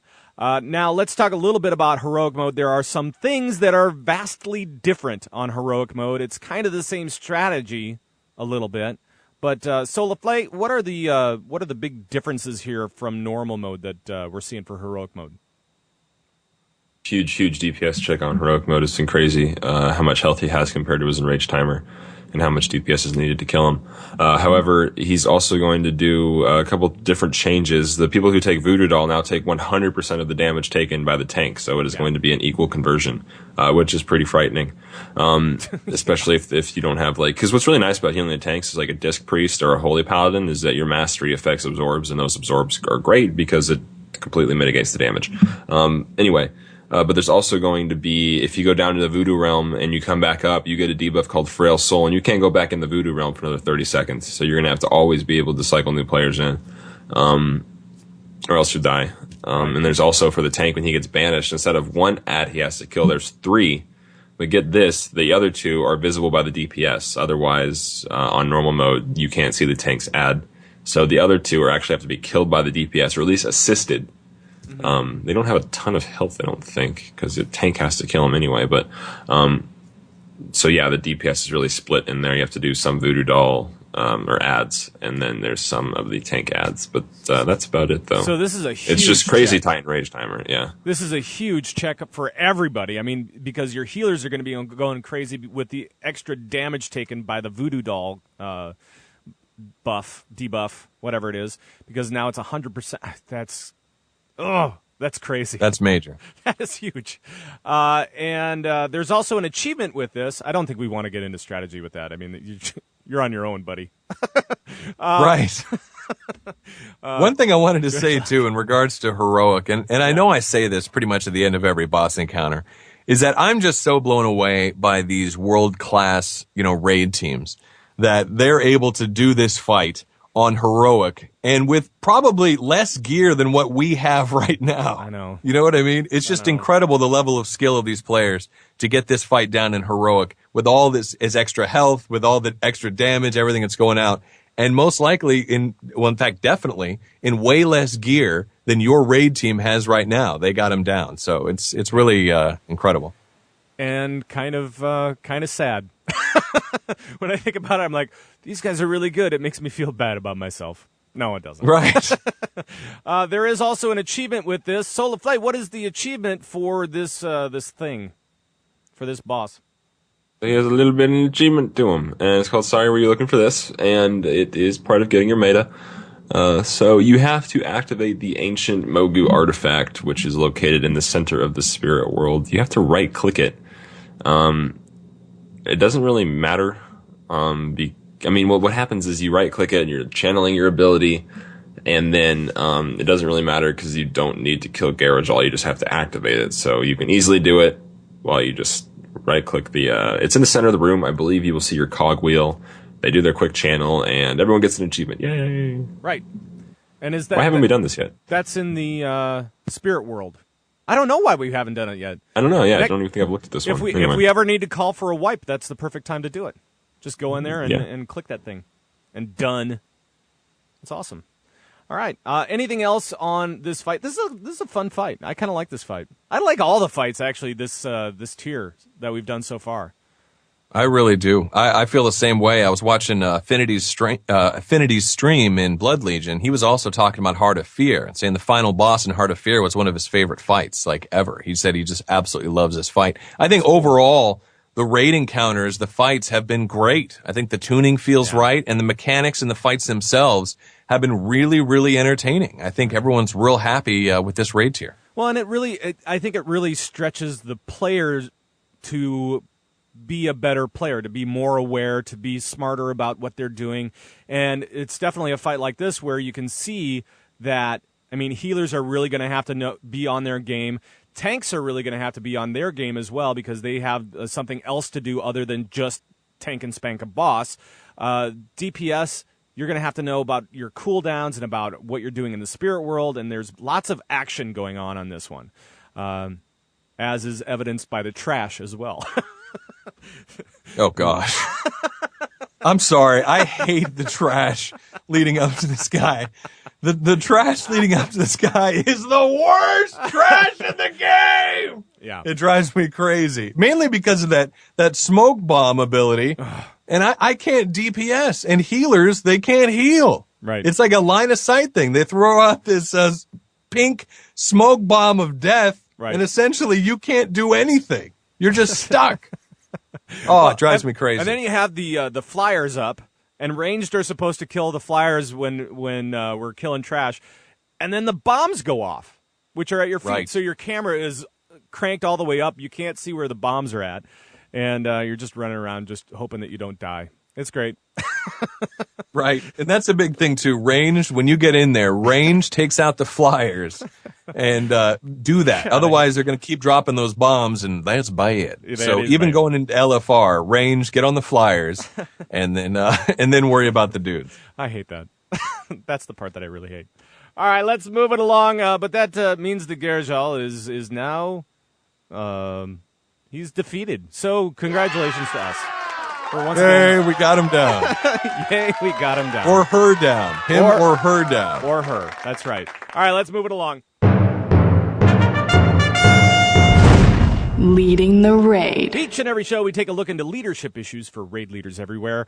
This week, we take a look at a listener question. And so, LaFlay, can you read this one for us, please?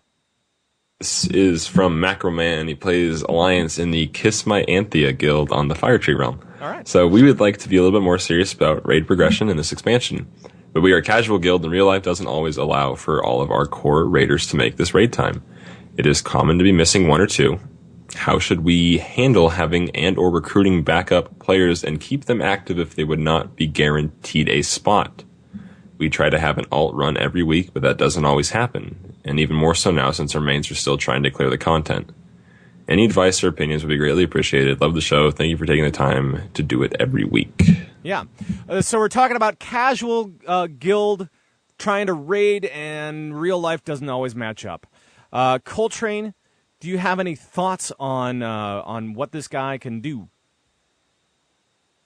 Not really. I don't know if I'm allowed to say that right now. Well, I'm still percolating. Well, maybe something will come to you. Yeah, give me a minute. Right. Well, here's what I'll say is, yes, it is possible to have a couple of backups, just, that want to get into raiding perhaps, or are, just looking for a cool guild, and they also like running LFR, and they're just kind of starting their raiding experience and maybe want to come along for a time or two. If you have a one spot open every week, that it seems to be like, grab one extra guy. And if you have two, grab two extra guys. I mean, your guild doesn't necessarily have to be filled with raiders. Your guild can be filled with whatever. I mean, we see that all the time with AIE. I mean, AIE is just filled with tons of people. And some of them are raiders and some of them not so much. But, we can always yell out in guild chat and say, hey, does anybody want to come along? Sure. Awesome. Right. So, I don't know. Solaflay, what do you got? It's an interesting question because you want to be more serious about raid progression this expansion, but your casual guild in real life doesn't always allow for all of your core raiders to make this time. Right there, you have asked the question and addressed the problem. You want to be a little bit more serious, but, it's common to be missing one or two people. If that's a common thing, you can't really take raid progression more seriously. Sure. To be serious about your raid progression, you need to, it takes devotion. You have to devote a chunk of time and really sit down and be persistent and devoted. And, you always have to be self-evaluating yourself. That was a double whammy. Self-evaluating yourself. Anyway, you have to raid. You really have to raid and be analytical about what you're doing. Especially if you're going to be more serious about it.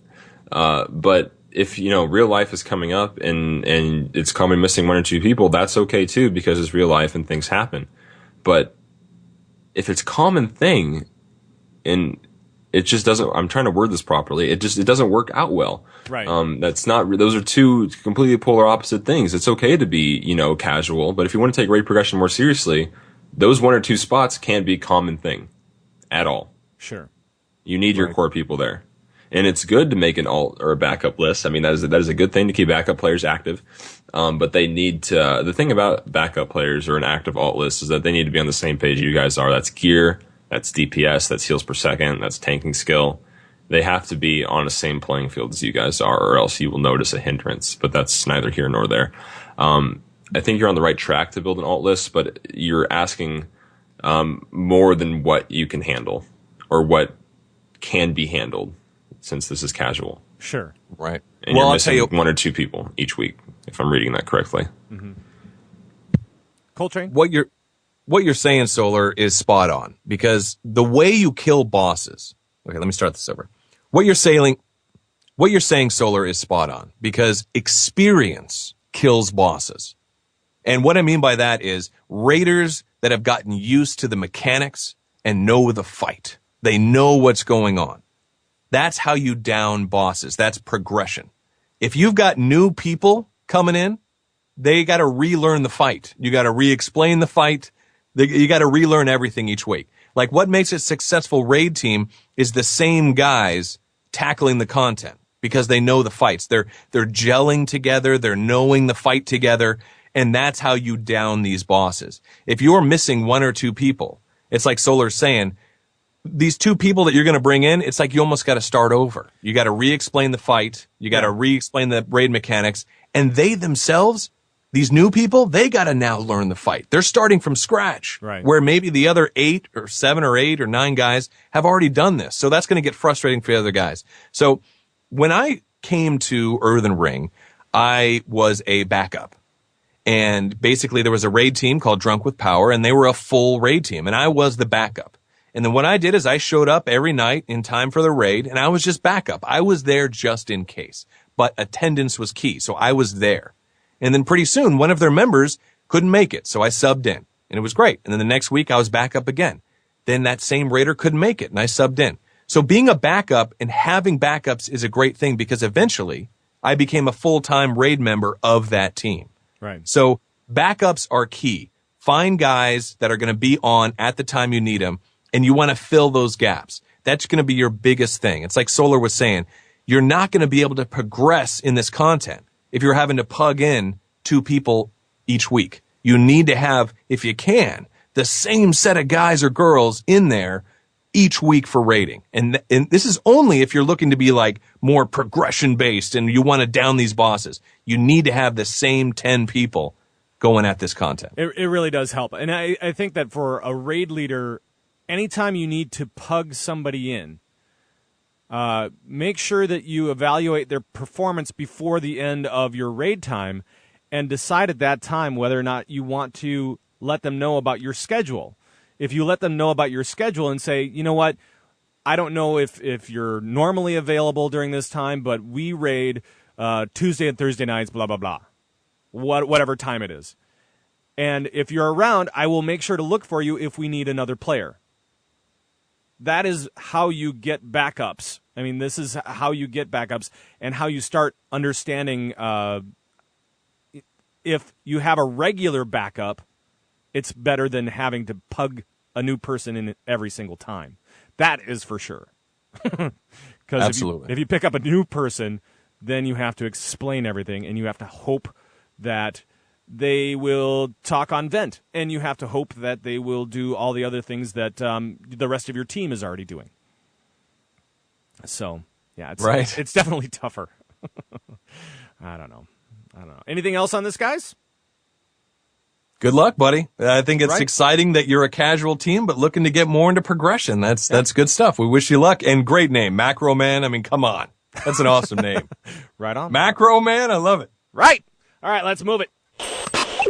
We've got mail. We do, and if you have a question about anything for us, about rating or whatever, just let us know. We'll try to answer it on the show. You can email us at converttoraid@gmail.com. You can call our raid line at 612-787-RAID, or you can join us during the live show. PM one of the guys. We'll see if you can get to it.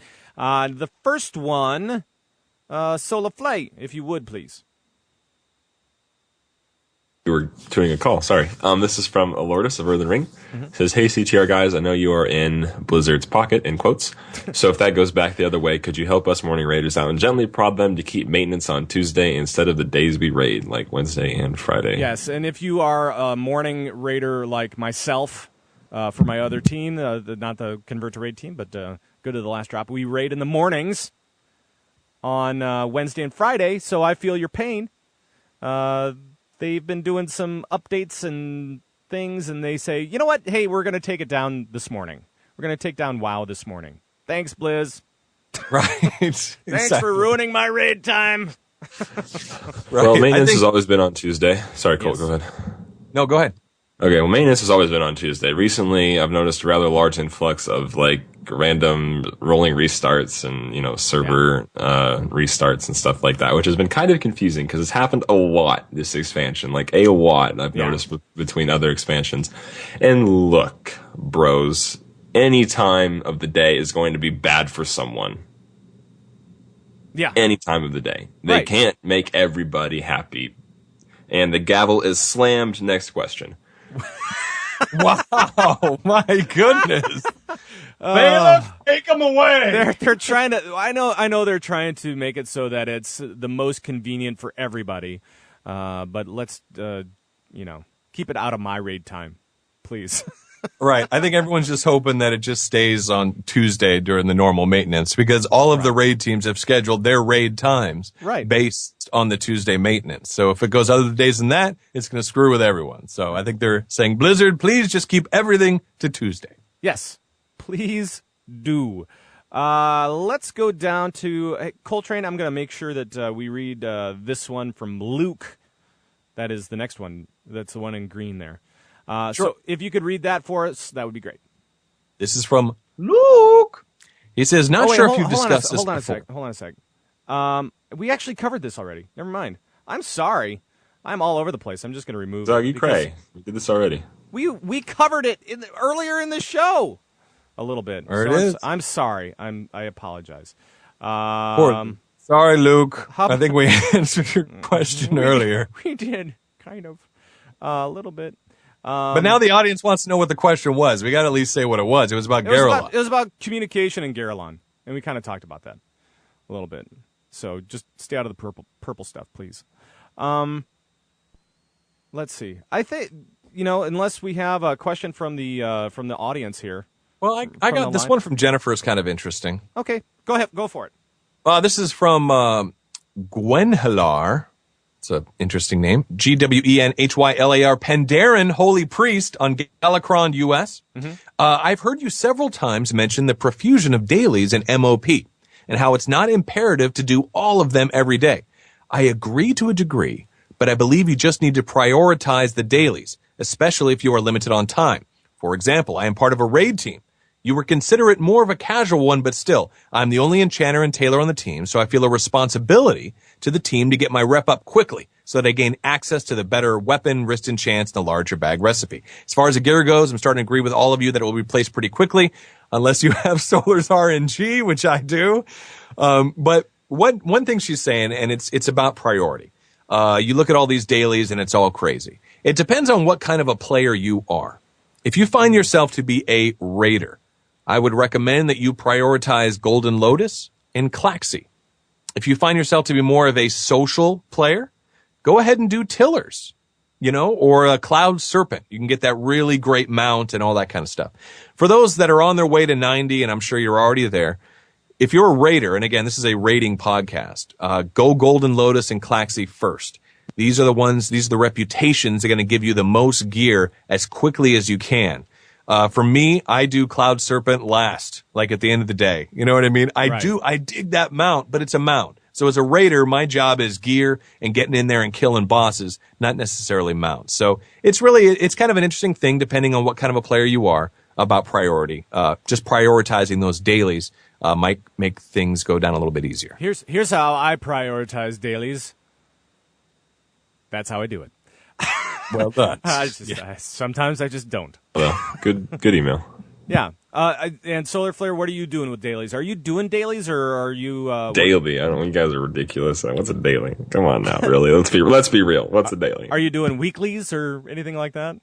I'm doing it once a week to get my tokens, and then it's out the door. I don't even care. Yeah. You doing monthlies or monthlies? Yearlies? Yeah, sort of like a weeklies. Yeah. Yeah. That's kind of what I'm doing. But, I have two different characters to manage, and it's sometimes difficult, especially when you start getting into alts. Dailies they really do get out of control when you start talking about alts, especially if you're raiding with two different alts, two different characters. Oh, it gets nutso. So you just have to say, you know what? Here are my priorities. I'm gonna write them down. I'm gonna put them on the wall. And every time I start doing a daily that is not in that priority list, I'm going to just log out. Right. Just put it on the fridge, and you'll see that. Just put Golden Lotus and Klaxi on the fridge. Just gonna log out. That's it. You got to visualize it. That's right. That's right. But also, too, remember with 5.1, you're going to get that rep twice as fast on your alts if you get revered. So if you get revered with Golden Lotus, your alt that you've got going on, if he just hit 90 or whatever, he'll get twice the amount of rep to get him up to revered just as fast. So that's a good thing that's coming with 5.1 for all of you altaholics out there. Right. And we still don't have a date on 5.1 when that's actually going to be released. It's still on the test realms, which is probably a good thing because I think that they do have some things that they need to work out there with things like Brawler's Guild and other mechanics and stuff like that. So it's good that it's still on the test realms. As soon as it comes available or as soon as we know when it's going to go live, we will make sure to let you know because we love you. That's all I got there. Let's do some 5-star reviews. Oh, boy. All right. Solar Plate, you want to hit the 5-star reviews for us? Who gave them to us this week? There's an advertisement going on somewhere in my internet browser, and it's blaring in my ears. Oh, boy. I can't Is it hear from anything. Johnny Flapjack? I don't think so. It's a Subaru advertisement. Oh, Subaru! Okay, it's over. Okay. It's over. Oh my gosh. Where was that coming from? Wow. Go for it. Oh, what happened? I had 5 stars. What are you doing? They're still there. No, I only see one word. L.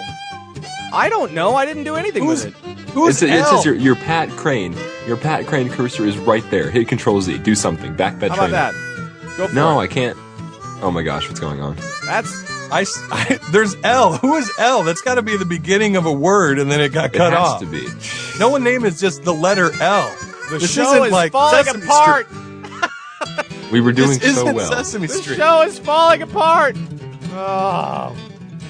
So who do we? Let's Coltrane. This can't be right. Someone All else right, had- all right. I got like 3, but okay, here we go. 5-star reviews are Orkgasm. Oof.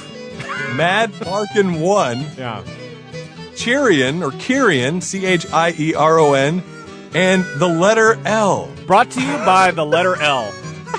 That can't be right. It's just the letter L. That's not right. I don't know. Show notes. Oof. All right, well, we cannot do this show without you guys. Thank you so much for taking the time to rate us on iTunes, especially L. Thanks for the feedback. Thanks for all the questions today. I'm sorry that the wheels fell off of the show. But you can feel free to join in on every single conversation we're having at any time, and I'm going to get rid of this music. Going to just bail on it. So there. You bail out on that, right? Oh, boy. What happened to this show? Oof. Well, I'll tell you, in our chat room, the letter J just said fail. So also brought to you by the letter J. Thank you very much. Exactly. Mm-hmm. All right. Well, you can email us at converttoraid@gmail.com. You can call us and leave comments and questions on our raid line, 612-787-RAID. That's 612-787-7243. You can follow us on Twitter at converttoraid or individually solaflate. What are those individuals? Individually, our host Pat Crane is at Pat Crane. Coltrane is at _Coltrane, and I am at _Solar Flare. That's right. And if you can't spell our names, head over to converttoraid.com and join the Bazubagwabo Nation. By the way, we had an interesting set of tweets going out talking about Bazubagwabo. Right, Cole? Yes. So yes. People were wondering about the word. We have some new listeners, and they were wondering about the word Bazubagwabo. Can you nutshell it for us? Basically, Bazubagwabo is a word of power and glory. It's basically a made-up word. So right. there's two shows I'd like you to listen to. One is our legendary episode. Mm-hmm. This was episode, I think it was like 43 or something like that. Correct. Where the power of Bazubagwabo is used. Mm-hmm. So that's basically that. And then also, I think it was episode 23.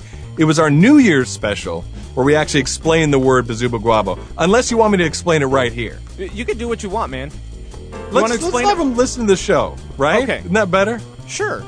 Well, and they're very entertaining shows, both of them.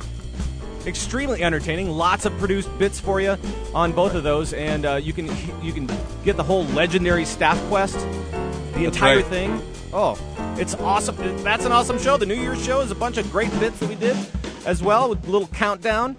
Beautiful. That's right. And more importantly, the explanation of Bazubagwabo. There we go. Head over to converttoraid.com. Sign up there. Make sure to check out everything happening over at signalsmedia.com with all of our friends. Johnny Feisty with TV Co-Pilot. New show coming with myself and Jules called That TV Show. We've got music. We've got games. We've got lots of different stuff happening over there. So go to signalsmedia.com. Check out those shows. And also check out those new forums over there. We will be, by the way, moving the Convert to Raid forums over there. They're actually up there right now, but I know that people still want to use the ones on the site, so I'm not. We're in testing phase. So go sign up. We're over in there. beta. We're in beta over on the new forums, but I want you to sign up over there because they will move over there eventually. All right. So our show is available. This one with the wheels off is going to be available on Stitcher, the BlackBerry Podcast Directory, Zune, iTunes, and all sorts of other places. That is going to do it for the show. Thank you, everybody, for tuning in to Convert to Raid. Thank you, new people. Thank you, people that have been with us since show 0. Thank you, chat room. We hope you had a good time, learned something about Garajal. Before we go, guys, anything big going on this week for you? Well, Shout out to Lil Missy. She's got a birthday tomorrow. Her birthday. And she just got her crane mount, which is another mention of me in game. I don't think so, Sug. I think it is. Yes. But then again, who wants a crane mount if that is the case? Right. I found out who the letter L was. Oh, yeah? Yeah. It was Lil D, 5221. Oh. Says, keep it up, guys. My husband and I listen to you all the time by Ninjetti and Demero. Isn't that nice? That's very nice. That's nice. Thank you That's so great. much. That's much better than the letter L. Yes. This show is brought to you also by the letter F and the letter U. No, I'm kidding. Oh, my gosh. I'm totally kidding. All right, let's get out of here. Convert to Raid. U and N. Yes, Fun. and the letter N. Yes, fun. That's what we were spelling. Fun. Convert to Raid is written in part by all the guys on the show, Pat Crane, Coltrane, and the Solar Flare. The Convert to Raid theme music arranged and produced by me. Segments found at the end of the show. Those are created and produced by you guys, the amazing, the talented, the Convert to Raid community. The Convert to Raid podcast is produced and distributed by Signals Media. And, like I said before, check out the Signals Media All-Star Network at signalsmedia.com. Thanks again for tuning in. We'll see you on our next show next week at our regular time, Sunday, 11 a.m. Central. Uploaded by Monday at some point for all the guys that Convert to Raid. By the way, happy Veterans Day. You know, we're celebrating that in the U.S. as well. So big thank you to all of our military that have been with us over the years. Protecting, defending the U.S. And if you're in a different country, please, also respect the military. There we go. For all the guys that Convert to Raid, bye-bye, everybody. Bye-bye. What a show. Jeez Louise. What an ending to the show. It really kind of derailed there at the end. Oh, boy. Yeah, it really hit the fan. It got out of hand.